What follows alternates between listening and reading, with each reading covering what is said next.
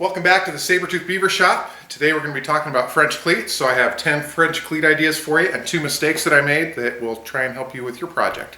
Here we go.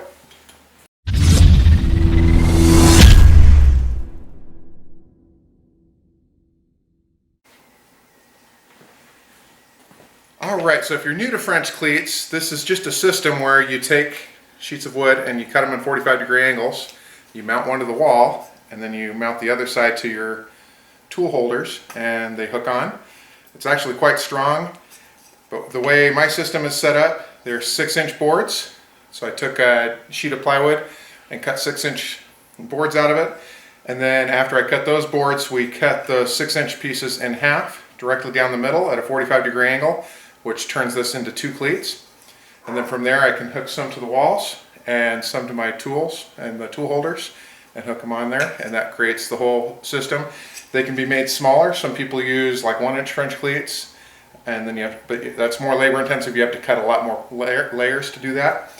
But with ours, we went with 6 inches cut in half, and that worked really well. That makes these very strong, and you can put a lot of bolts in them or screws through them, and that holds them up quite well. So that's the way we did it. All right, so we've got the most simple French cleat is really just a bunch of shelves. And the neat thing about these is they're very, very simple.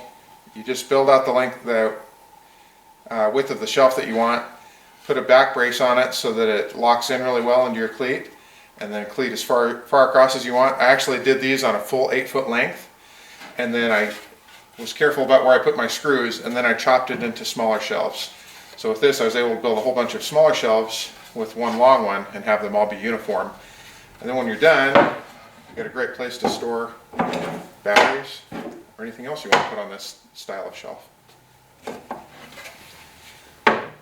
All of my cleats were stained with Watco Danish oil, the natural color, and the workbench was Ipswich Pine by Varathane. But most of everything that's a lighter color is the natural colored one, and anything that's got more of a dark stain to it, I use the Ipswich Pine on.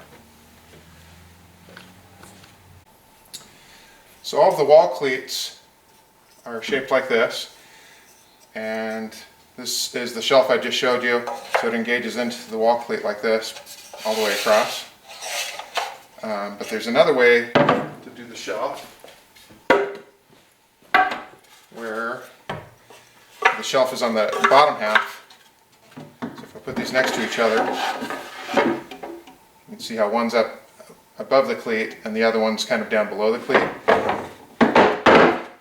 So this one you can see I bolted together with, I ran some construction screws into it to hold it while it was drying, and I've also used a brad gun to kind of piece it together while I was working on it.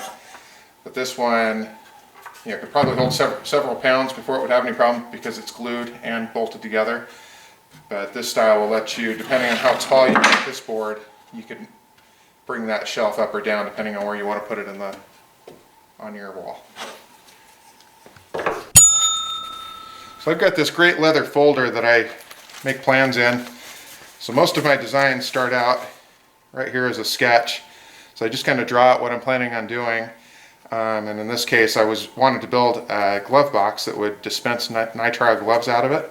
So I kind of draw a top sketch and a side sketch and try and get an idea of what I want to build. And then as I improve upon the idea, I make some measurements and play with it. And in this case, it was all based around the size of the nitrile glove box, which needed to slide inside of this and be tight when it was done.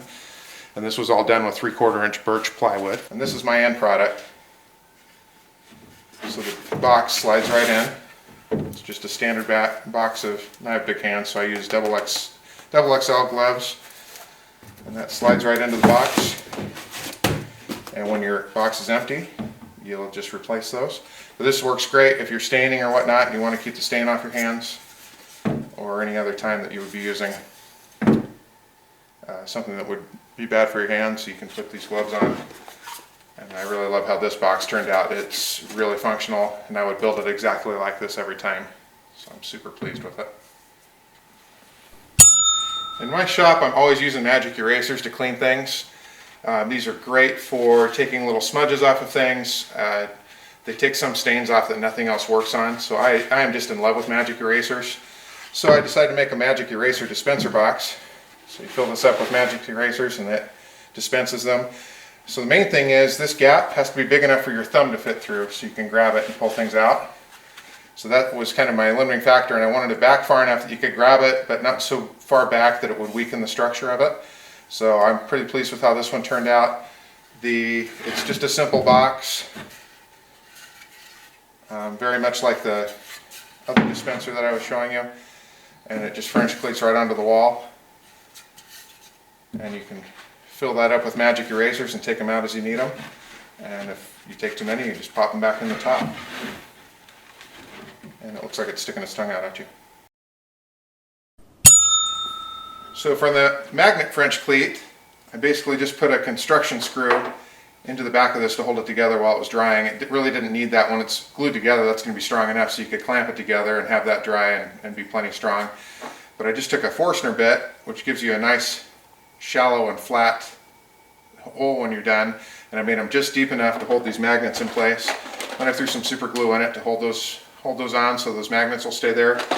Magnets are very strong. You can put almost any tool on it and it'll hold it for anywhere from a bit that you're working with up to some pliers. They probably hold several pounds, but it's very strong and very practical.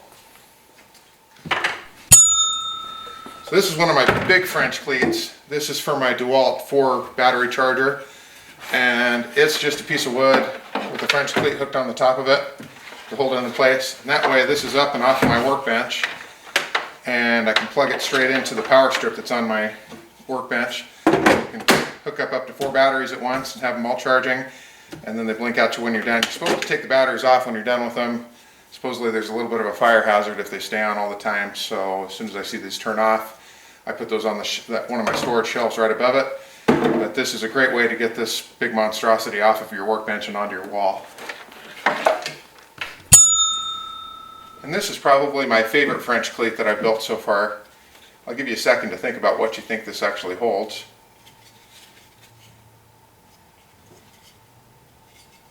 It's at about a 45 degree, it might be a 30 degree angle sitting there, but this one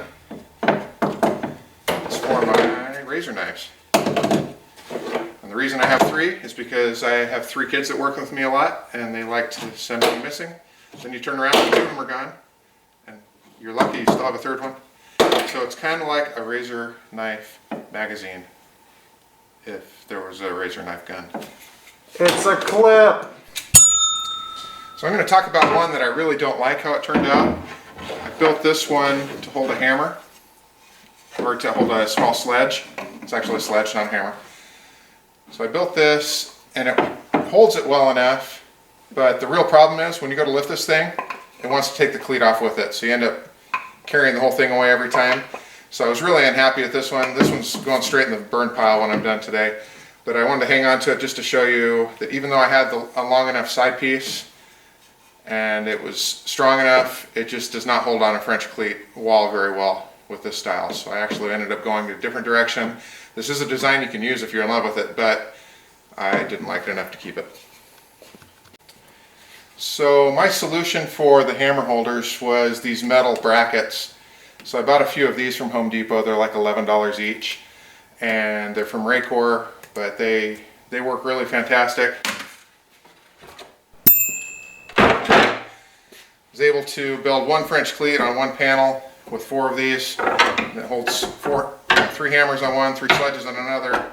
Got a couple of dead blow hammers and non-marring mallets and things for when I'm mashing on things. So I have a lot of choices. I don't use hammers that much compared to some of the other tools, but it's not one of those things I want to go looking for when I need it, so it's good to have them right there on the workbench. So I'm really happy with how this one turned out after it was done.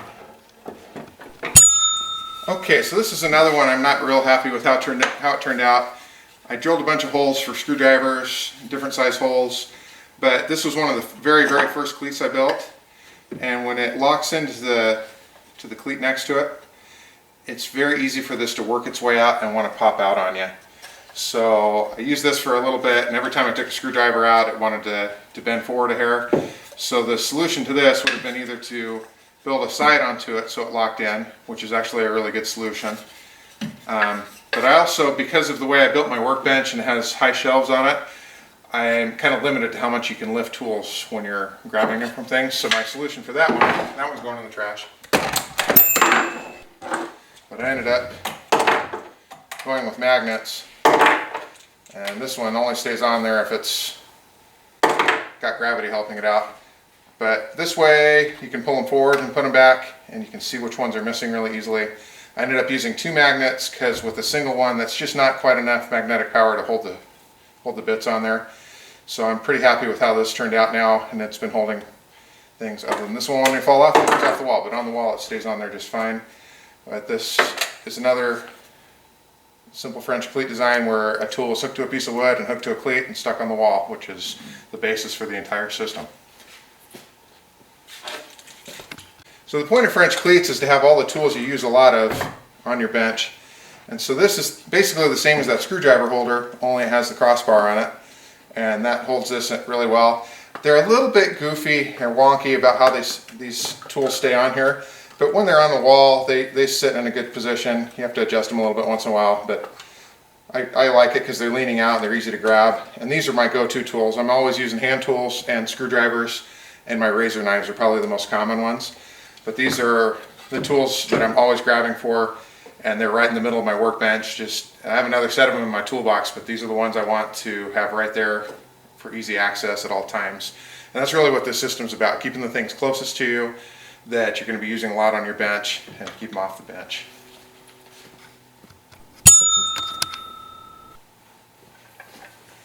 So I also use nut drivers quite often. So I put a set of nut drivers on my French cleat system. It's like the screwdriver ones, but I might eventually put a side panel on it.